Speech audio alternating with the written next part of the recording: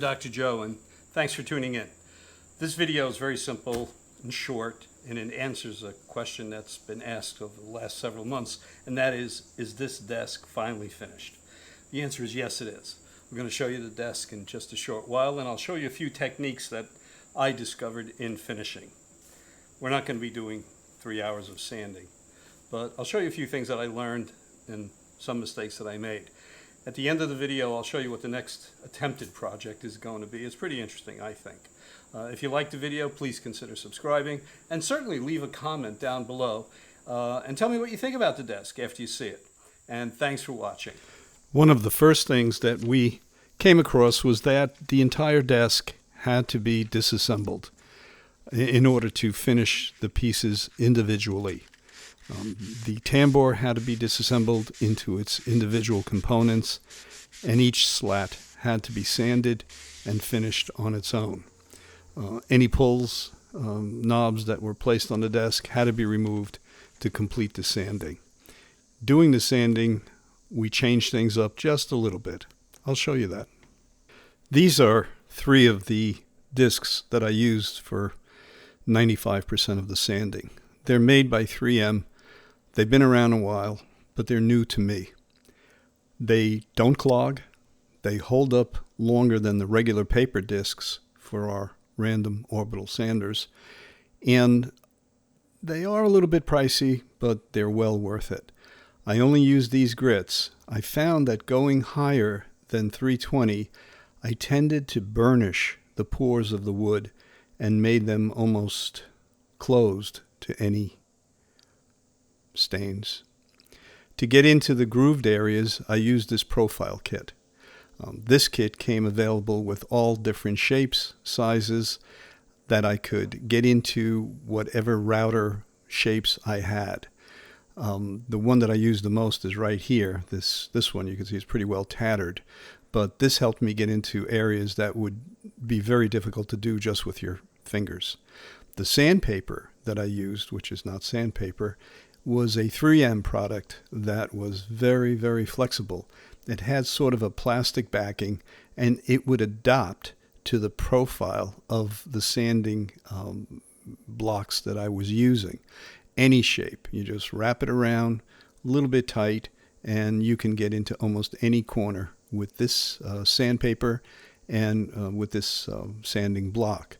The only disadvantage I found with this block was that it was somewhat lighter, and a more robust model is made, which I'll show you now. And these were a heavier rubber. Again, they came in a variety of shapes, and the same flexible sandpaper from 3M was used on them, but you could kind of grip them a little tighter, and you can press a little harder without distorting them or having them fall apart. They came in bigger, smaller shapes, but the one I used the most was this one here with the chiseled edge. You could really get into the grooves, especially when you're sanding in between coats of varnish. We've got it sanded. Let me show you what we do for varnish on this. For years, I've used these general finishes. For a sanding sealer, I use the Seal-A-Cell, which is oil-based, and as my top coat, I use the Armor Seal. These are great products. I've used them for a long time. What I was trying to avoid was a yellow finish on the yoke, so I switched over to this. This is from General Finishes also, and it's my new favorite. It's a water-based sanding sealer. Every piece of the desk was coated with 2 coats of sanding sealer, sanding in between, and then 3 coats of this EnduroVar. It's a pretty remarkable product, and I can't tell you enough about the advantages of using the water base over the oil base. I'm sure that's going to start a little bit of a controversy, but I would use this over again. Great stuff. Before I applied the finish, I did a little test on this piece of oak, the same quarter sawn white oak that was used. On the right-hand side there, I'm first applying the Seal-A-Cell clear. Notice how the figure of the wood pops right up, but also notice how it yellowed it down right away. This is oil-based, and it's a wonderful product, but I like the other result better. On the left side now, we're going to apply the General Finishes Enduro water-based sanding sealer. It provides protection, dries in about an hour, so you can actually start sanding in an hour, and it doesn't cause that yellowness. But it does make the figure in the wood pop more than enough for me. That oil-based product on the right-hand side was still tacky 24 hours later. So you're going to save an awful lot of time with the water-based. You'll notice with the top coat on the oil-based, watch that figure pop right out and look at the difference in the yellow hue that it tends to give the wood. I don't like that. It reminds me of old furniture in funeral parlors.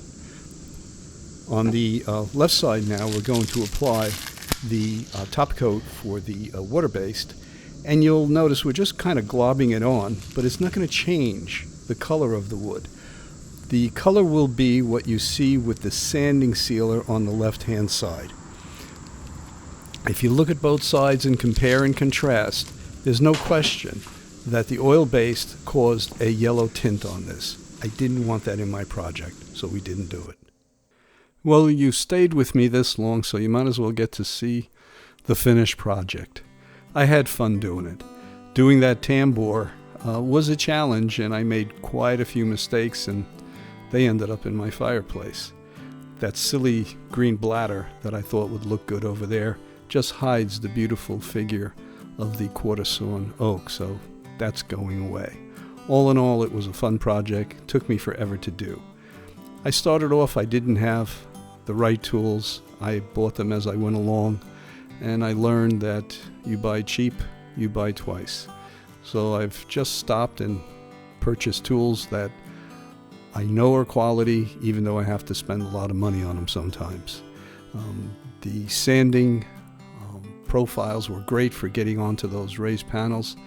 And on the floor here, I added a pedestal feature that kind of finished off the desk.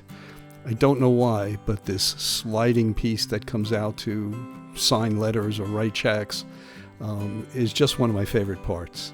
The drawers are, I'm leaving them plain for now. I was thinking of putting in a liner of some red velvet of some kind, but then I thought it just might get dirty and tattered and look sloppy. But as you can see, the water-based satin finish just gives it a real nice look without that yellow quality. I was concerned about lamp space, so I added some LED lights on the underside of the cubbies. It throws off quite a bit of light, and this way I'm hoping we don't have to use up valuable desk space with a lamp. It was fun to do that too, and LED lights are in my future. I know the people that are experts and all the real woodworkers out there probably laughed at this or found it painful to watch. I don't care. I had fun doing it, and wait till you see the next project. I'll show you what it's all about. Leave a comment if you liked it or even if you didn't like it.